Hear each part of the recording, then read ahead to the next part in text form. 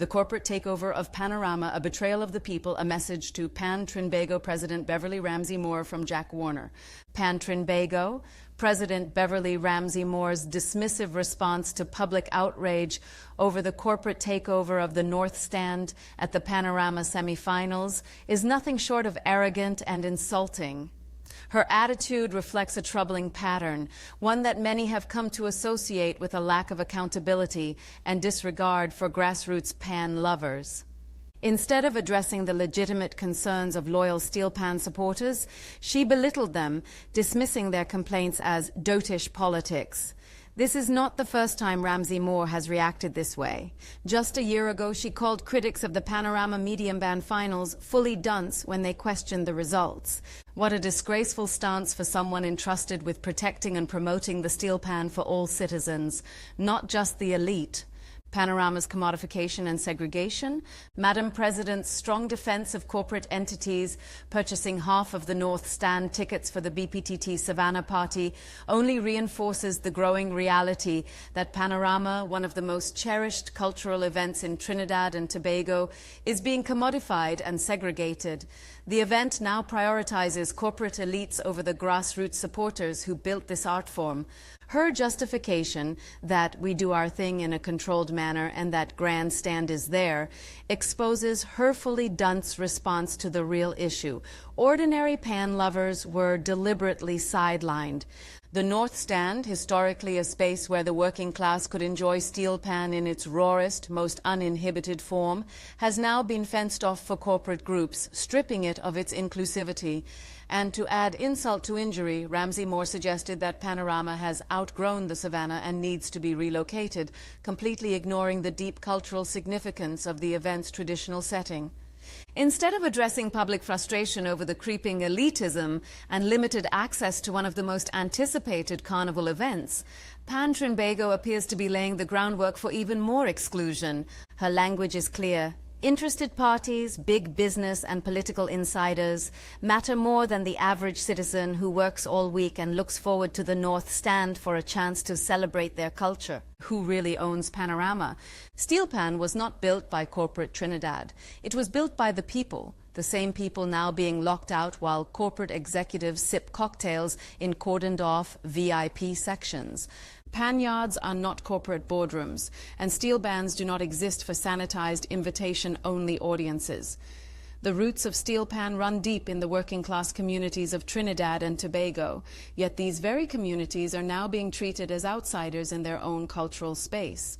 Corporate sponsorship itself is not the issue, Madam Fully Dunce Ramsey Moore. Carnival, like many major cultural events worldwide, requires funding, but there is a fundamental difference between corporate sponsorship that empowers the people and corporate sponsorship that excludes them. Panorama does not belong to BPTT, it does not belong to NLCB, it does not belong to CAL, it belongs to every citizen of Trinidad and Tobago. Yet Trinbago's leadership, in its desperation to curry favor with corporations, has made it clear where its priorities lie. Their allegiance is to the corporate overlords and politically connected elites, many of whom have never spent a single night in a pan yard, yet have secured the best seats in the House, sowing the seeds of segregation. At a time when the PNM government has abandoned its responsibility to the people, alienating the population with skyrocketing food prices, economic stagnation, and blatant disregard for the working class, Trinbago has shamelessly joined in the exclusion of ordinary citizens. What happened at the Panorama semifinals was not just corporate favoritism, it was a calculated act of segregation, echoing the same colonial-era social divide that many believed was long buried. This was a modern-day plantation system at work, the elites in their private North Stand enclosures, while the masses were left outside the gates. Trinbago must answer for this. Beverly Ramsey Moore and her fully dunce executive must answer to the people of Trinidad and Tobago. Who approved the renaming of the event to the BPTT Savannah Party? Who decided that corporate sponsors should have first access to prime North Stand tickets while ordinary patrons were locked out? What percentage of tickets were allocated to paying pan lovers versus those given to corporate elites? What were the financial contributions of BPTT, NLCB, NGC, CAL, and other corporate entities in exchange for exclusive access? Why are taxpayer-funded state enterprises like NLCB and NGC using public funds to support elitism and segregation?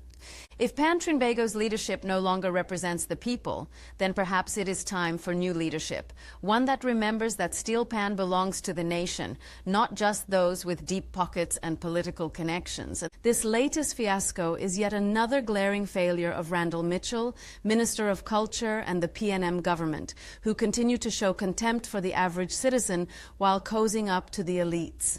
If we allow our cultural institutions to be hijacked by corporate interests, we will wake up one day to find that nothing truly belongs to us anymore. Not the music, not the mass, not the pan, not even the carnival. Beverly Ramsey Moore's fully dunce response.